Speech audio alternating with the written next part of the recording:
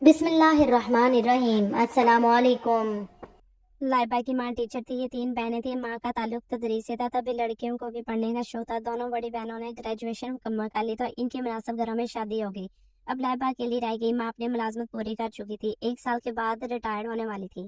اس لائبہ کی فکر تھی، یہ ایک بھاری فریضہ تھا جسے وہ جلد از جلد ادا کرنا چاہتی تھی، تاہم اچھے رشتے یوں ہی نہیں مل جاتے، ان کے لیے کوشش کرنا پڑتی ہے۔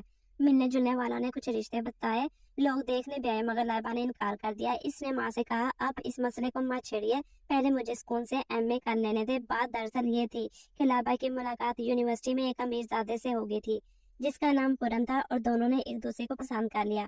تعلیم مکمل کرنے کے بعد پورم نے لائبہ سے شادی کی خواہش ظاہر کی۔ وہ بھی دل سے یہی چاہتی تھی، لیکن دونوں کے والدین راضی نہ تھے۔ بہرحال انہوں نے جوں تو ماں باپ کو راضی کیا اور شادی ہو گئی۔ بدقسمتی کے شادی کے بعد دونوں ایک دوسرے کی توقعات پر پورا نہ اترے۔ پہلے تو کچھ سجائی نہ